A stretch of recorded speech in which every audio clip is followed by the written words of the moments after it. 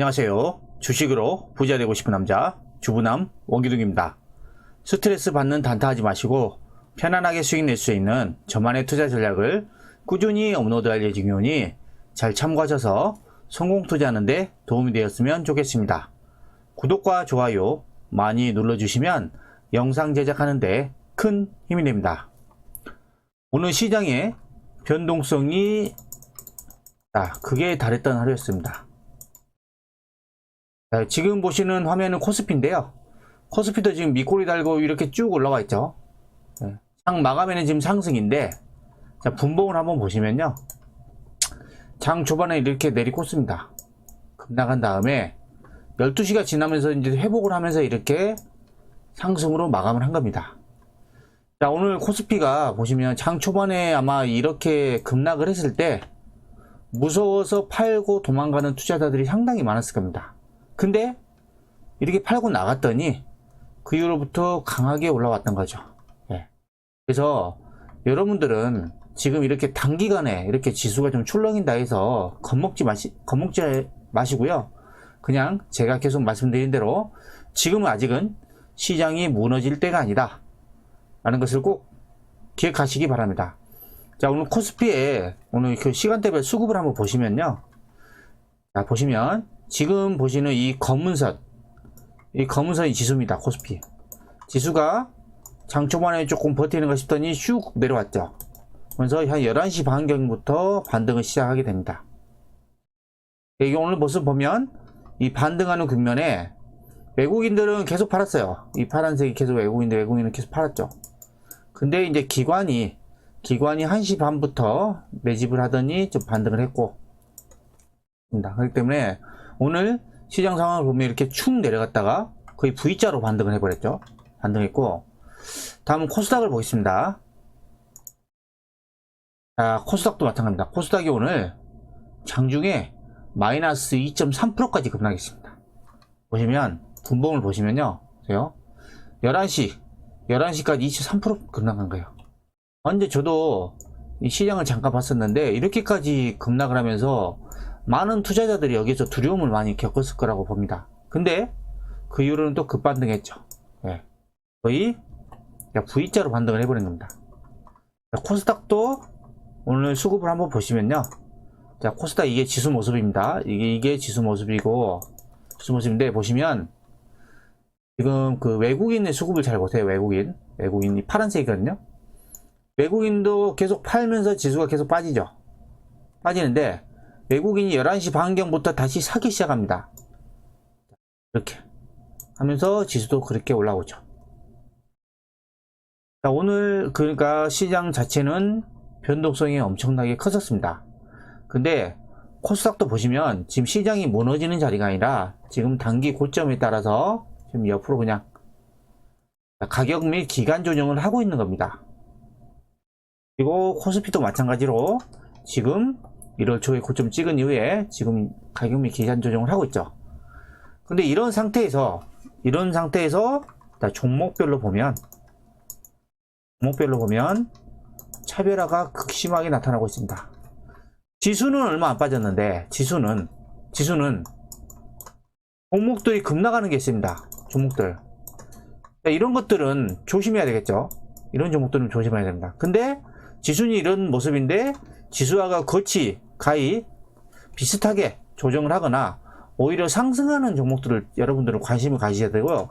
지금 구간에서 종목들이 급락하는 놈들은 조심하셔야 됩니다. 시총 상위 종목들 한번 보시면요. 코스피 종목들을 보시면 대부분의 종목들이 상승했죠. 자, 반도체 SK 하이닉스가 5% 강세를 보였고, 네이버 쿠팡 이슈 같은 게 있죠. 네이버가 또 2% 강세를 보였고요. 삼성바이오로시스, 제약바이오도 오늘 반등이 나왔고, 현대차도 2.7% 반등이 나왔습니다. 보면 오늘은 자, 지수 견인한 게 SK 하이닉스죠. 반도체가 지수를 견인했고, 다음 코스닥도 시총 상위 종목들을 보시면요. 코스닥은 대부분의 종목들이 약세를 보십니다. 제약바이오가 힘을 못 썼죠, 거의. CJN이 6% 급락. 자, 잘 나가던 게임주 펄어비스가 6% 급락했고, 그렇죠? 반면에 이 카카오 게임즈는 1%대 반등을 했고, HLB가 급락 이후에 좀 반등하지. HLB 이런 거는 하지 마세요. 네. 이거 지금 급락 이후에 지금 출렁거림이 있는 것 같은데, 이런 종목들은 맞으시기 바랍니다. 이런 종목들은. 그리고 반도체, 리노고북이 6% 급등. 자, 솔브레인 반도체 6% 급등. 보시면 오늘 코스닥을 지탱한 종목들이 거의 반도체 종목이라는 것을 알 수가 있습니다. 자, 그리고요, 지금 보시는 화면은 원달러 환율입니다. 제가 원달러 환율을 계속 보여드리는 이유가, 원달러 환율은 아직은 하향 안정세다. 하향 안정세입니다. 만약에 지수가 급락을 하려면 원달러 환율이 어떻게 되냐면요, 이렇게 치솟고 올라가야 됩니다. 근데 지금 어떤 모습이죠? 그냥 반등 이후에 급락하고 그냥 옆으로 지금 횡보하는 거죠. 환율이 작년 3월에 코로나로 인해서 급등한 이후로부터 너무 심하게 급락을 했습니다. 급락한 이후에, 자, 여기서부터 지금 횡보음이 기간 조정을 하고 있는 거예요. 그 지수하고 거의 반대되는 모습이죠. 지금 보시면 지수는 이렇게 가고 있다가 이런 조정을 하고 있죠. 근데 환율은 이렇게 하락하고 있다, 이런 조정을 하고 있습니다. 때문에 원달러 환율이 하락하면 지수가 상승하는 거고, 원달러 환율이 상승하면 지수가 하락하는 거다 라고 생각을 하면 되고요. 지금의 원달러 환율 모습은 크게 우려할 부분은 아니다 라고 보시면 되고요. 그 다음에 지금 보시는 화면은 달러 인덱스입니다. 달러 인덱스도 지금 하향 안정화죠. 하향 안정화고, 달러 인덱스가 만약에 이렇게 해서 급등하면서 올라가 버리면, 달러 강세가 되면 어떻게 되죠? 달러 강세가 되면 전 세계에 있는 자금들이 달러로, 안전자산인 달러로 움직입니다. 네, 그렇기 때문에, 자, 신흥국의 통화는 약세가 되는 거죠. 그리고 주식시장도 약세가 되는 겁니다. 근데 아직은 달러 강세의 모습이 안 보이죠. 계속해서 약세입니다, 달러는. 자, 그리고요, 오늘 관심 뉴스를 한번 보도록 하겠습니다. 자, 먼저 최근에 지수가 못 가는 가장 큰 이유 중에 하나가, 자, 이거 미국 국제 10년물 금리가 너무 단기간에 너무 많이 올라서 그렇습니다. 보시면 지금 그 원래 코로나 이전에 미국의 10년물 단기 금리가 한 1.3% 정도 됐었거든요. 코로나가 터지면서 거의 0.5%대까지 내려오죠. 내려오고, 이게 엄청난 유동성, 돈을 엄청나게 풀었죠. 그로 인해서 이 금리가 계속해서 상승합니다. 그래서 지금 코로나 이전까지 와버렸어요. 그래서 지금 주식시장이, 미국도 그렇고 전 세계 주식시장이 지금 이런 리스크가 있어서 지금 주식시장에 못 가는 겁니다. 자, 이 10년물 국채금리가 왜 중요하냐면요, 주식이라는 거는 위험자산이잖아요. 위험자산. 근데 채권은 안전자산입니다. 이 채권의 금리가 오른다는 거는 굳이 내가 리스크를 겪고 위험자산인 주식에 투자할 이유가 없어지는 거죠. 그 때문에 이 자금들이 이 채권으로 넘어가는 겁니다. 그렇기 때문에 이 금리가 올라가면 올라갈수록 주식에서 채권으로 넘어갈 수 있다는 것 때문에, 그 우려 때문에 지금 주식시장이 좀 조정을 하고 있는 거죠. 네. 근데 여기 아래 보시면요, 이번 그 바이든 정부의 초대 재무장관이 자넷 옐런이죠. 옐런이 과거에 그 페드 의장까지 했던 분이죠. 자, 이분은 보면 그 지금 시기에 보면 는, 자, 인플레이션은 10년 이상 매우 낮았다 라고 하는 거고요. 그 다음에 지금 그 대규모 부양책이 필요하다라고 계속 하는 거죠. 그래서 요거를 지금 빨리 통과를 시켜야 된다라고 하는 거고요. 그 다음에 보시면 그 지금 현재 상황은 그 적극적인 부양책 영향으로 해서 가파르게 상승을 하고 있고, 미국 국제 금리가. 근데 이게 그 이런 시기에 인플레이션 충격파가 시장에 영향을 미칠 것에 대해서 긴장을 하고 있죠. 근데 이 제넷 옐런 재무장관은 보시면 물가 상승이 위험하긴 하지만 자, 연방준비제도 페드가 이를 그 컨트롤할 수 있는 도구를 갖고 있다고 합니다. 그렇기 때문에 아직은 우려할 수준이 아니다 걱정하지 말라고 하고, 여기에 대규모 부양책을 계속 밀어붙여야 된다 라고 했죠. 그래서 지금 보시면 지금 자 시장의 금리는 1분기 중에 1.5%까지 지금 이런 상승률은 금방 오르겠죠. 그죠? 여기까지 오를 수도 있고, 이로 인해서 조금 그 리스크는 있지만, 보면 현재 금리 상승은, 금리가 상승하는 건 뭐죠? 경제 회복에 대한 기대감입니다.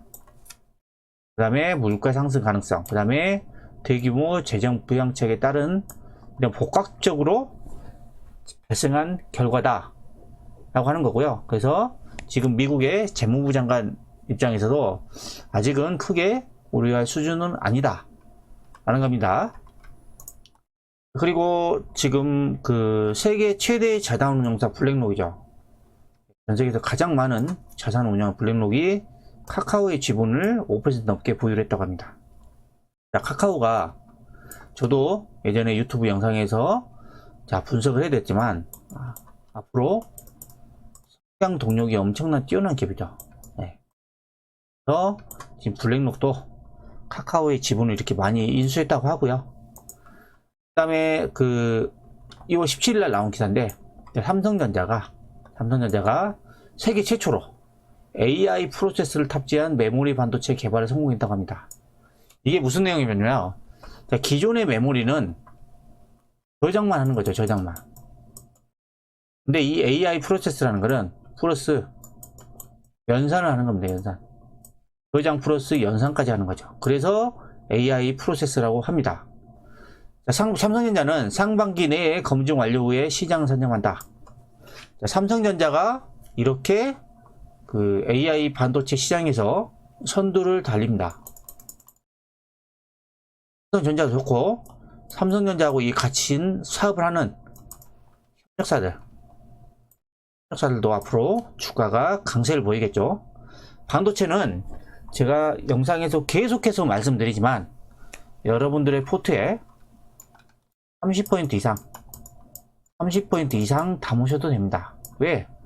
반도체가 지금 시장에서 가장 강력한 핵심 주도주이기 때문입니다. 현재 주도주고 앞으로도 주도주가 될 가능성이 상당히 높기 때문에 제가 반도체를 계속해서 강조를 드린 겁니다. 자, 다음은요. 자, 내연기관 퇴출이 빨라진다.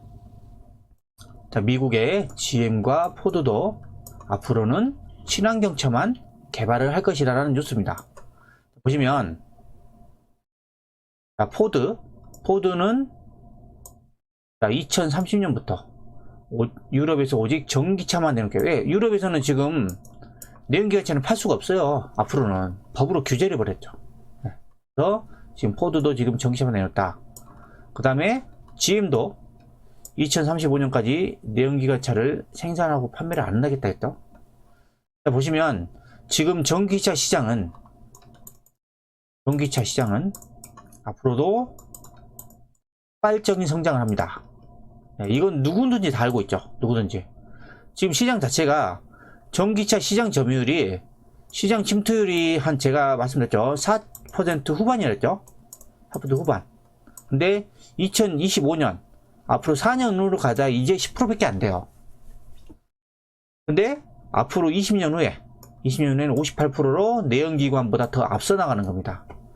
그래서 전기차 시장은 급격하게 성장을 하고 있고, 이 전기차의 그 핵심 소재 중에 하나가 배터리죠. 이 배터리가 전기차 가격의 한 30%에서 40%를 좌우한다죠. 네. 가장 큰 부품인 겁니다. 그래서 이 배터리 관련주를 여러분들은 계속해서 주목을 하셔야 되고요. 좀 조정한다고 해서 팔고 나가지 마시고요. 보세요. 이미 방향은 정해져 있잖아요. 방향은 우상향입니다. 우상향 중에서 자, 이런 조정들 나올 수 있죠. 이런 조정들을 견뎌야 큰 수익을 낼 수가 있는 겁니다. 네. 그리고 마지막으로, 자, 최근에도 설명드렸지만 5G 꼭 보셔야 된다 했습니다. 5G 인프라주가 올해 사상 최대 실적을 예상합니다. 우리나라도 올해부터 전국적으로 5G망을 구축할 계획을 갖고 있죠. 그리고 우리나라뿐만이 아니라 유럽도 그렇고요, 미국도 그렇고요, 그 다음에 일본도 그렇고 중국도 그렇고 전 세계가 자 5G 투자를 올해부터 본격적으로 할 겁니다. 네. 그래서 5G 종목들이 최근에 또 반등이 나오고 있죠. 반등이 나오고 있고, 그리고 앞으로 저는 시세를 또 강하게 이끌어가면서 또 주도주의 반열에 저는 오를 수 있을 거라고 보고 있습니다. 때문에 5G가 지금 또 지지부진하다고 해서 팔지 마시고요, 중장기로 좀 가지고 가시기 바랍니다. 지금까지 제가 설명드린 내용에 대해서 공감하신다면 구독, 좋아요 부탁드립니다. 그리고 마지막으로 오늘 강했던 종목들 차트를 한번 보도록 하겠습니다. 먼저 포스코 케미칼입니다. 포스코 케미칼 2차 전지죠. 음극재, 양극재. 보세요. 포스코 케미칼 계속 신고가 내고 가고 있습니다. 이게 지금 거의 7만원대부터 시작을 했거든요. 근데 지금 17만원입니다. 거의 뭐 150% 정도 상승한 것 같아요. 자, 2차 전지 계속 가고 있습니다. 그리고 칩셋 미디어, 이거는 차량용 반도체 관련주인데요. 차량용 반도체 공급 부족은 당분간 계속 지속될 수밖에 없습니다. 자, 차량용 반도체를 제일 많이 파운드를 생산하는 곳이 TSMC입니다. TSMC는 지금 공장을 풀가동하고 있어요. 100% 풀가동. 더 이상 생산을 못해요, TSMC도. 그러면 계속해서 공급 부족이 일어납니다. 그러면 가격도 올라가겠죠. 가격 상승. 그러면 이 차량 반도체 부품을 납품하는 회사들의 실적도 좋아지겠죠. 그럼 주가도 우상향하는 거죠. 자, 이 차량용 반도체 종목들은 계속해서 지켜보셔야 됩니다. 칩스 미디어, 그 다음에 텔레칩스, 얘도 지금 강세를 보이겠죠. 이것도 차량용 반도체입니다. 자, 그리고 반도체 보면 하나마이크론이죠. 하나마이크론 오늘 자 거의 8% 급등. 그 다음에 하나머트리얼즈, 오늘 하나그룹이 작았네요. 하나머트리얼즈는 오늘 12% 급등하면서 또 신고가. 이 반도체 소재죠. 그 다음에 한비반도체, 이거는 반도체 장비입니다. 오늘 또 12% 급등. 자, 반도체 종목들 계속해서 신고가 내고 있죠. 그 심텍, 자, 심텍도 반도체죠. 제가 자주 설명드리죠. 이것도 오늘 강하게 좀 반등하면서 자, 신고가 내기 직전이죠. 또 그 다음에 네페스. 자, 네페스가 지금 보시면 자, 이때 12월 말일인가요? 이때 문제가 이때 보시면 12월 말이네요. 12월 30일 날 급등한 이후에 지금 옆으로 계속 횡보를 하고 있습니다. 근데 이게 횡보하는 게 지금 팔아야 되냐? 아니죠. 네페스의 앞으로의 실적을 보면 절대 팔리면 안 됩니다. 그리고 보세요. 이게 급등을 할 때 거래가 엄청 터지면서 급등을 했죠. 근데 지금 어떤 모습이에요? 옆으로 좀 횡보 조정을 하고 있죠. 근데 거래가 안 터지고 있죠. 네. 자, 네페스는 저는 올해 2차 상승의 원년이라고 생각합니다. 왜냐하면 네페스가 2019년도에 엄청나게 올랐거든요. 이게 1차 상승입니다. 1차. 이게 월봉인데 이게 1차 상승을 했고, 이게 2차 조정, 오랫동안 조정을 했습니다. 그리고 이제 저는 3차 상승이 나가고 있다고 생각하는 거죠. 자, 이런 종목들은 앞으로 삼성전자하고 같이 하는 종목입니다. 네, 이런 종목들은 조정한다고 해서 못 간다 그래서 덥석 팔아보지 마시고요. 중장기로 한번 길게 가지고 가시기 바랍니다. 그리고 FST 반도체 소재죠. 소재. 자, 오늘 보세요. 4.6% 급등을 했죠. 이것도 종고점 돌파 직전이고. 자, 네이버는 지금 쿠팡 이슈 이런 것들 때문에 지금 계속해서 잘 가고 있고. 자, LG노텍 이 무거운 종목이 8% 또 급등을 했습니다. 그죠? 끝나죠? 마지막으로 반도체 SK하이닉스도 오늘 5.56% 급등을 하면서 지금 바닥 찍고 조금씩 올라오는 모습입니다. 자, 지금 시장 모습을 보시면 지금 시장이 무너지는 상황은 아니다. 여러분들은 계속해서 주도 업종에 집중을 하셔야 되고요. 이 주도 업종은 계속해서 제가 말씀드렸죠. 반도체, 2차전지, 그 다음에 수소도 있죠, 수소. 그 다음에 5G, 그 다음에 풍력, 태양, 이런 것들이 계속 주도 업종입니다. 예, 여러분들은 이런 업종의 종목들만 거의 매매를 하셔야지, 추세가 꺾이거나 실적이 안 좋은 종목들은 절대 매매하지 마시기 바랍니다. 한 주 동안 시장을 지켜보시느라 고생 많으셨습니다. 주말에는 주식 걱정하지 마시고요, 가족들과 행복한 시간 보내시기 바랍니다. 지금까지 오늘 주식시장에 대해 알아봤는데요. 영상이 마음에 드셨다면 구독, 좋아요, 알림 설정 부탁드립니다.